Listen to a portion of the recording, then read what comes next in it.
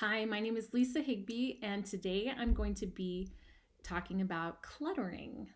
You may ask, what is cluttering? So I'm going to get to that and to all the ways that you can help with cluttering at the end of the video, so please watch till the end. If you do like this video, please like it and subscribe to the channel for more great content about speech, language, voice, diction, communication, and communication through song. And if there are topics you'd like to see me post on or some kind of music that you want to explore, please let me know. So in this video, I'll be posting about cluttering. What is it? What causes it? How is it treated? What can you do if you have a clutter or if you're talking with someone who clutters, or maybe you have a child who clutters? Make sure and watch all the way to the end to get all these tips. So what is cluttering? Cluttering is a fluency disorder. It is characterized by rapid speech or perceptually rapid speech. So the speech might just be too rapid for the person's system. Even if it is an actual normal rate of speech, it might sound rapid. It might sound irregular, jerky. There might be bursts of rapid speech. There might be fillers, irregular pauses, revisions. So lots of ums, and revisions like, I think, I won't, maybe, There might be collapsing or deletion of syllables or sounds, and there could be articulation errors as well. People who clutter often have mazes. That's where they wander around from topic to topic. They might do topic shifts. Their speech might just sound really disorganized. They might have handwriting problems or writing problems in general. And they might not have very much awareness of the cluttering. They might know actually that others can't understand them, but they might not really be sure why. They may prefer for things to be really fast-paced. They might like that fast pace around them.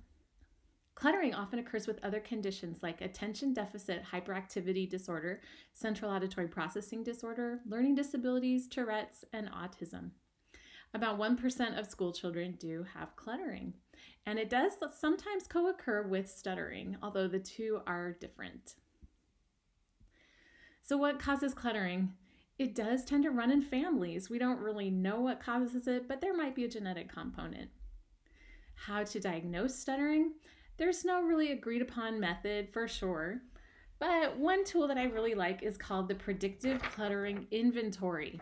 And this is by David Daly from 2006. He has 4 different areas he looks at: pragmatics, speech motor, language cognition, and motor coordination or writing problems.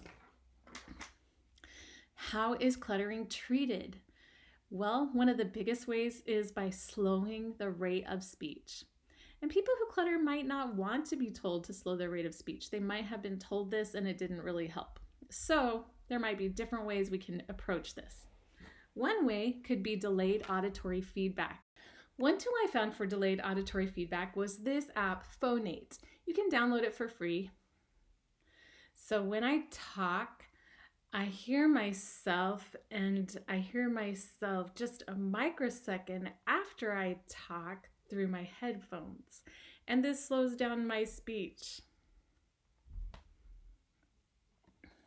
Another way to help could be recording something and then having the person who clutters match the rate of the person in the recording.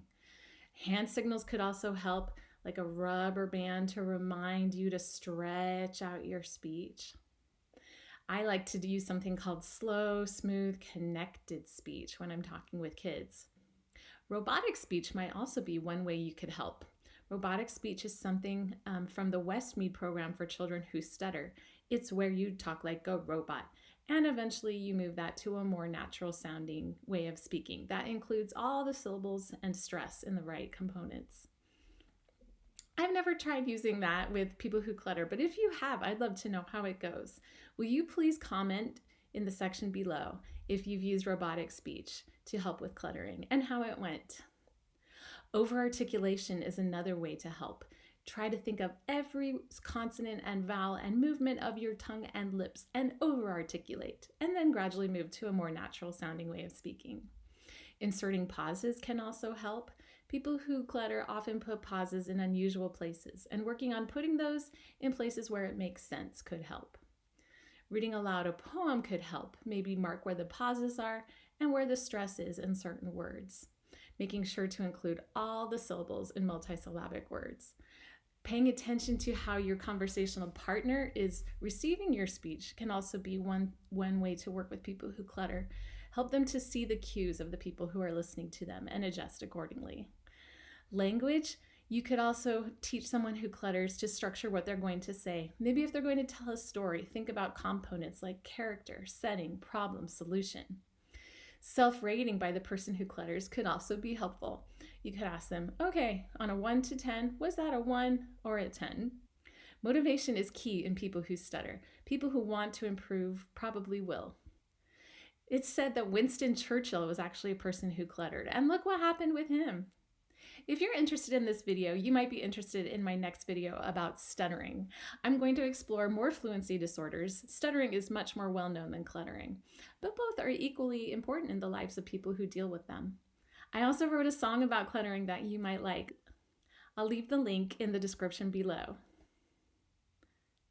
I also have a couple other videos about speech and language, one about hearing impairment in older adults and one about feeding in young children. There are some great resources on cluttering. One of the best resources I've seen is one from the Stuttering Foundation of America. Other people who post about cluttering that I really like are Kathleen Scaler-Scott, PhD, and Joseph Dewey.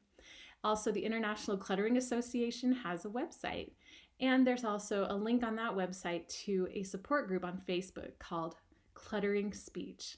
I hope this information was helpful for you. If you liked it, again, please do like and share and subscribe to the channel for more great content on speech, language, voice, diction, communication, and communication through song. And please share the video if you think this information might be helpful to someone that you know.